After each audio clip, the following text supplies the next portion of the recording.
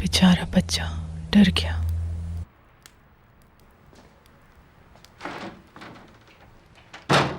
क्या सब कुछ इसके सामने हुआ था? उसकी माँ उसको बोलने नहीं दे रही है। ऐसा लगता है बोलने से मना किया है उसे। बेचारा बोलना चाहता है, उसको चुप करा देती है।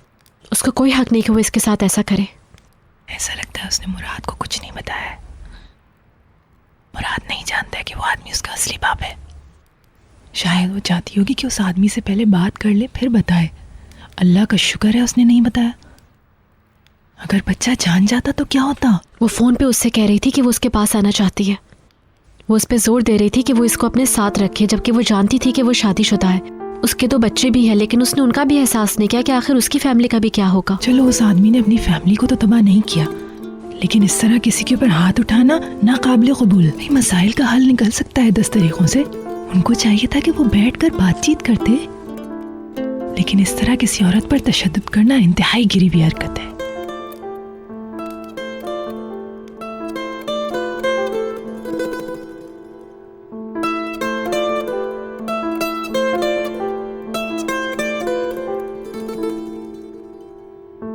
हाँ, और उसने कह दिया कि इस बारे में कोई कुछ भी पूछने की हिम्मत ना करे उससे। और क्या कहेगी वो? उसे अपना सा मुंह लेकर घर वापस आना पड़ा। भूलना चाहती होगी वो इस वाक़े को। तुम भी उससे कुछ मत पूछना, ठीक है? मुझे क्या पड़ी है कि मैं कुछ पूछूं? इस तरह की बातें उसे और चिड़चिड़ा बना देंगी। आहिस्ता आहिस्ता कदम उठाना होगा उसकी तरफ। हमें तहम्मुल इख्तियार करना होगा थोड़ा सा, ठीक है? ठीक है।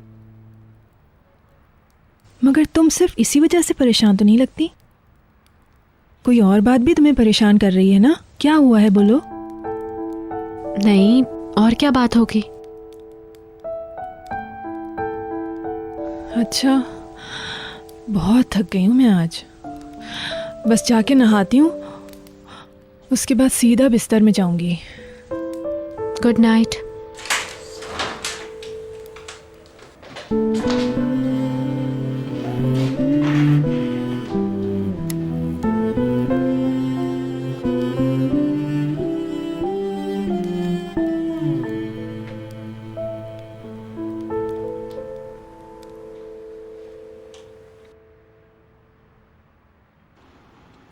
मुझे ऐसा लगता है कि ऐसा दोबारा होगा। मैंने कभी सोचा भी नहीं कि मुराद को मुझसे कोई दूर ले जाएगा मुझसे। तुम समझ रहे हो ना? इससे पहले मैंने कभी नहीं सोचा था कि मेरे साथ ऐसा होगा। मुराद को देख नहीं सकूँगा, मुराद मुझसे दूर हो जाएगा। लेकिन अब इस ख्याल को मैं निकाल नहीं पा रहा हूँ, अपने दिमाग से नहीं निकाल पा रहा हूँ। मैं उसे दोबारा खो देने के डर से खौफजदा हूँ। ये ऐसा है कि मैं बयान नहीं कर पा रहा हूँ। मैं तुम्हें समझ सकता हूँ भाई। मैं किसी को खोने के एहसास से अच्छी तरह वाकिफ हूँ,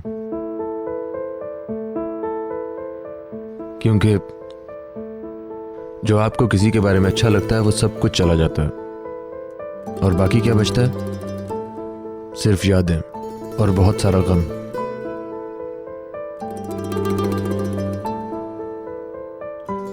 आप ये फील करते हो जैसे हमारी जिंदगी में हमेशा कोई ना कोई कमी रही है, और आपको कुछ ऐसा लगता है जो कभी बदला नहीं जा सकता।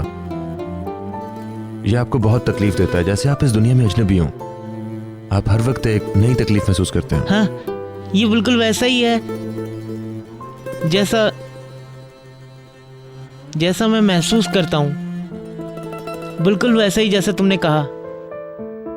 मैं उसके बगैर नहीं रह सकता। मैं मर जाऊंगा। मैं उसका बाप हूँ, मानता हूँ औरों की तरह नहीं हूँ, लेकिन ऐसा मत कहो राहिमी, तुम एक अजीम बाप हो। काश मैं भी तुम्हारे जैसा होता। काश मैं भी एक अच्छा और ख्याल रखने वाला बाप बन सकता। तुम तो पहले ही अच्छे इंसान हो। मुझे यकीन है तुम अच्छे बाप बनोगे। मेरा मतलब है जब वक्त आएगा उस वक्त। आओ फातिमा गुल, मुराद क्या कर रहा है? मुराद वो सो रहा है। अच्छी बात है, उसे सोने दो, मेरा प्यारा बेटा। उसे अपने घर में आराम से सोने दो। उस शख्स से वो बहुत ज़्यादा खौफज़दा था। उसने मुकद्दस को भी मारा है। मैं उससे बदला ज़रूर लूँगा। भाई छोड़ो ना। उसकी हिम्मत कैसे हुई मेरी बीवी पे हाथ उठाने की? तुम बताओ मुझे, क्या मैंने कभी इतनी सी भी तकलीफ दी? कभी मैंने उसको कुछ बुरा कहा? कभी मैं उस पर चिल्लाया? लेकिन उस शख्स ने मारा है उसे। मैं ऐसे नहीं छोड़ूंगा उसको। भाई इस बात को यहीं ख़त्म कर दो, बढ़ाने का क्या फ़ायदा। नहीं, मैं उसे ढूंढूंगा, मैं उसे सज़ा दूंगा। राहिमी, वो तुम्हारे लिए बिल्कुल परेशान नहीं होगा। वो शादीशुदा है, उसकी फैमिली है जिसका वो ख्याल रखता है, इसलिए उसको जाने दो और उसके बारे में भूल जाओ। काश ये भी ना होता। काश मुकद्दस मुझे सच ही बता देती पहले।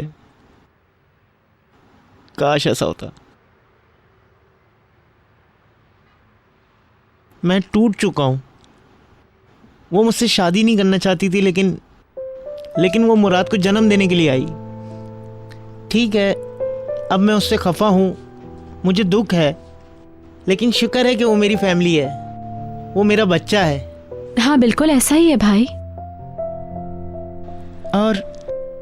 और ये भी कि उसने कहा कि उसने मुझसे पनाह ली है और मुझ पर भरोसा भी किया है। उसके बाद उसने उस पर भरोसा किया जहां से उसको धोखा मिला, फिर दोबारा उसने मुझ पर भरोसा किया। ये ज्यादा अहम बात नहीं है क्या?